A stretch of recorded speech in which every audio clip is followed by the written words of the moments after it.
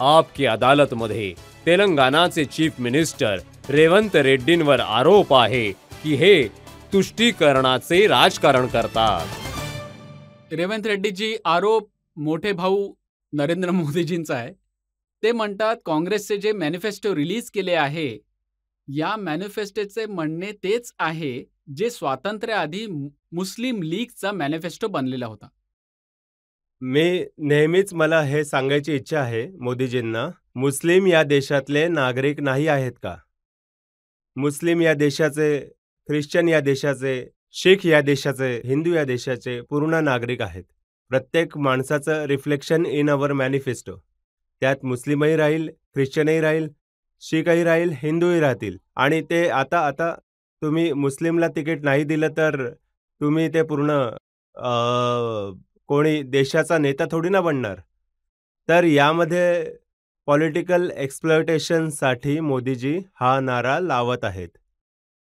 तर यासाठीच ते जरा पूर्ण त्यांनी जे डिटेलमध्ये दिलंय सांगितलं, एकतर मुस्लिम पर्सनल लॉ, जो मुस्लिम लीगचा पर्सनल लॉ होता स्वातंत्र्य होण्याच्या आधी, हे तेच आहे जे 1936चा आहे।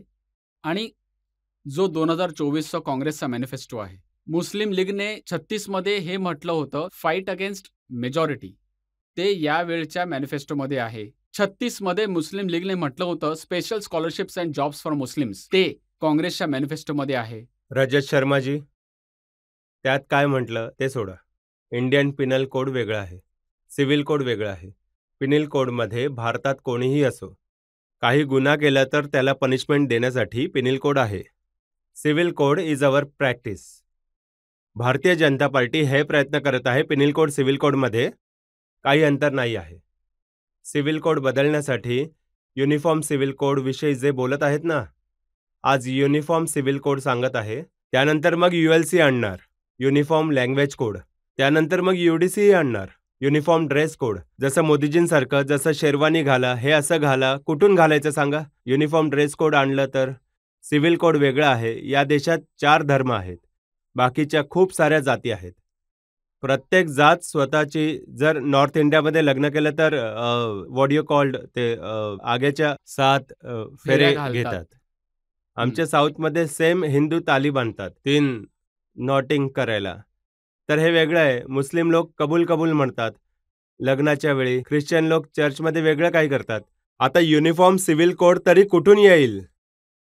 कोणाला काय, कशाला काय बोलायचं आहे? इंडियन पिनल कोड सर्वांसाठी, हिंदू, मुस्लिम, ख्रिश्चन, शीख कोणीही असो, जर काही गुन्हा केला तर पनिशमेंट कॉमन आहे। परंतु सिव्हिल कोड असं नाही आहे।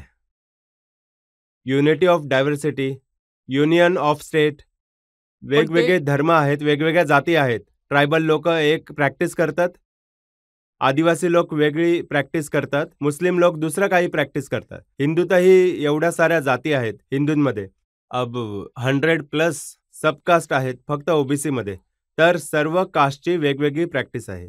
तर हे सर्व मिक्स करून एक पॉलिटिकल सिच्युएशन उभी करून त्यातूनही तुम्ही फायदा करून घेतात। तर मग आहे मुस्लिम अपीजमेंटवर काँग्रेसचा मॅनिफेस्टो मुस्लिम तुष्टीकरण अपीजमेंटच्या मुद्द्यावर आहे। आता सरकारमध्येही नव्हतो, 10 वर्ष तुम्ही होते, काय केलं ते सांगा?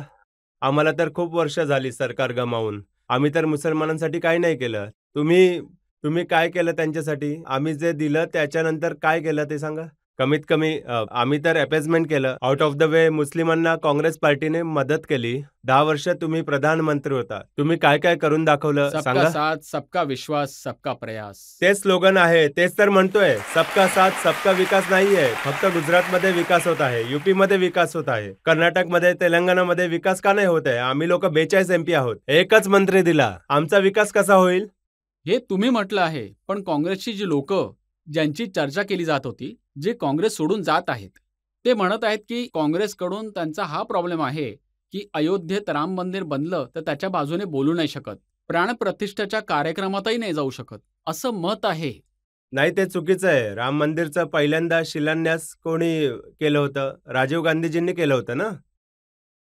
राजीव गांधींनीच त्यावेळेस राम मंदिरात पूजा करण्याची संधी दिली होती ना, तर ते काँग्रेसने केलं ना। मग मोदीजींचं काय लेणं देणं आहे?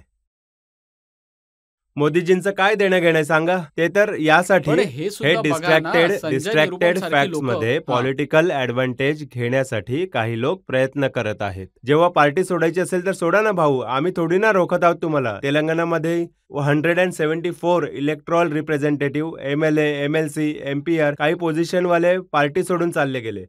तरी कार्यकर्त्यांनी मेहनत करून सरकार बनवलंच. 5 MLA होते माझ्या निवडणुकीआधी, आता 65 MLAs आमचे आले आहेत. तर नेत्यांनी जरी सोडले तरी पार्टीला जास्त नुकसान नाही झाले. हां, थोडंफार अडचण तर येईलच, पण नव्या क्रायसिसमध्ये लिडरशिपमध्ये मर्ज होईल. म्हणजे नवीन नवीन पण लीडर ही आम्ही गोष्ट उभे तरी करू खरी आहे शकतो. ना, की प्राणप्रतिष्ठेचा कार्यक्रम झाला, त्यात काँग्रेसचे लोक नाही गेले. का नाही गेले? खूप जण गेले होते. कारण की मी भद्राचलनला राम मंदिर आहे तिथे मी गेलो होतो. मोदीजी नाही आले तिथे. का नाही आले? मी मुख्यमंत्री होताच राम मंदिरात गेलो होतो. Bhadrachalam one of the famous Ram mandir आहे. मी गेलो, मोदीजी नाही आले. मोदीजी काय रामाचे भक्त आहेत. संजय निरुपमचं म्हणणं ऐकत होतो, त्यांनी आता काँग्रेस सोडली आहे. ते हे म्हणत होते, की आम्हाला या गोष्टीचा प्रॉब्लेम नाहीये, की जाऊ दिले की नाही जाऊ देते, आमचा आस्थेचा प्रश्न आहे. पण प्रत्येक जागी राहुल गांधी भगवान श्रीरामची थट्टा करतात. ते लोकांना म्हणतात, की जय श्रीराम, जय श्रीराम म्हटल्याने काय होणार आहे? घंटा वाजवल्याने काय होणार आहे? तुम्ही काय उपाशी मरणार का? तर उपाशी राहण्यावर बोलण्याचा प्रयत्न करत आहेत. मोदीजी, भाऊ तुम्ही नोकरी देता की काय म्हणून जय श्रीराम म्हणायचं? भाऊ तुम्ही शेतकऱ्यांचं कर्ज माफ करा म्हटलं की राम मंदिर बोलता. आता भारताच्या प्रगतीविषयी विचारलं तर मग दुसरंच काही जय श्रीराम. म्हणजे सर्व गोष्टींसाठी तुम्ही जय श्रीराम, राम मंदिराचं नाव किती दिवस घेणार? हा मुद्दा समजावण्याचाच राहुलजी प्रयत्न करत आहेत. राहुलजी, राम मंदिर ते शिवभक्त आहेत तुम्हाला माहिती आहे ना राहुलजी? हो, फोटोज पाहिलेत मी हो त्यांचे. मग. तर मग मुद्दाच संपला ना. म्हणजे भक्ती वेगळी आहे आणि गौरव नेत्याची वल्लभने जबाबदारी तर वेगळी आहे. गौरव वल्लभनी तर तुमच्याविषयी म्हटलंय, रेवंत रेड्डी जेवढ्या उत्साहात इफ्तारमध्ये जातात, तेवढ्या उत्साहात मंदिरात नाही जात. ते म्हणूनच तर मी म्हणतो ना, परवा मी राम मंदिरात गेलो तेव्हा गौरव वल्लभ व मोदीजी कोणीच नाही आले. तुम्ही याआधी म्हटलं ओपनिंग रिमार्कमध्ये, रेवंत RSS वाला आहे, रेवंत खाकी निकरवाला आहे. मग आता म्हणता मस्जिदमध्ये जातो. तर ठीक मग आहे. हे 2 कॉन्ट्रडिक्शन कसे येत आहेत? तेच तर रेवंत रेड्डी रहस्य बनलेले आहेत. RSS वाले आहेत की इस्लामवाले आहेत. मी तेलंगणा 4 करोडचा मुख्यमंत्री आहे. I am neutral. I am not biased. I am not going to debate anything. मला 2 मुद्द्यावर तुमचे कमेंट पाहिजे आहेत, जी देशाच्या लोकांची भावना आहे. ज्या पद्धतीने DMKच्या लीडरनी, उदयनिधी स्टॅलिनने म्हटलं की सनातन धर्म डेंग्यू मलेरिया सारखा आहे, याला आपल्या सर्वांना मिळून सर्वनाश करायचा आहे. आता ते द्रविडियन मुवमेंट त्यांचं तसंच जसं मोदीजी एखाद्या विषयी बोलून पॉलिटिकल ॲडव्हान्टेज घेण्याचा प्रयत्न करत आहेत, त्याच पद्धतीने उदयनिधी स्तनीन कोणीतरी विरुद्ध बोलून पॉलिटिकल ॲडव्हान्टेज घेण्यासाठी प्रयत्न करत आहेत. अशा एक्स्ट्रीम स्टेटमेंटला या भारतीय जनता पार्टीवाल्यांनी केलं किंवा DMK वाल्यांनी केलं, कोणत्याही अशा मुद्द्यांना या देशात जागा नाही आहे. तुमचे व्हिडिओज मी पाहतो, तुम्ही जेव्हा वोट टाकण्यासाठी गेलात तेव्हा गोमातेची पूजा केली. हो, केली. ज्या दिवशी ऑफिसमध्ये सुद्धा गेलात, तिथेही तुम्ही देवाची पूजा केली. केली. तुम्हाला तर प्रॉब्लेम नाहीये, परंतु उदयनिधीला आणि राजाला काय प्रॉब्लेम आहे? राजा म्हणतात की आम्ही तर रामाच्या विरोधात आहोत, आम्ही तर हिंदूंच्या विरोधात आहोत. मी याचसाठी सांगतो आहे, माझी स्पष्ट बोलण्याची इच्छा आहे रजत शर्माजी. बाय प्रॅक्टिस मी हिंदू आहे. मी गर्वाने म्हणतो मी हिंदू आहे. याचा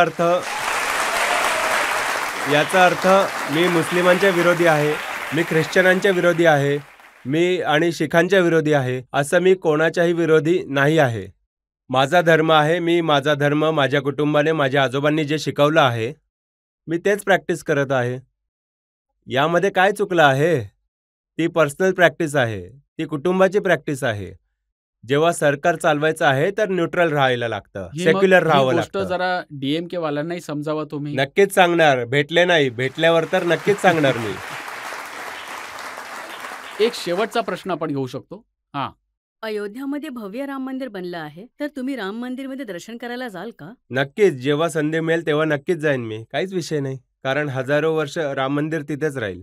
जेव्हाही संधी मिळेल मी तिथे जाऊन राम मंदिराचं दर्शन घेईन. आधी मी तुम्हा लोकांना सर्वांना इन्व्हाइट करतो की तेलंगणामध्ये राम मंदिर आहे भद्राचलम. तुम्ही लोक तिकडे दर्शनाला या.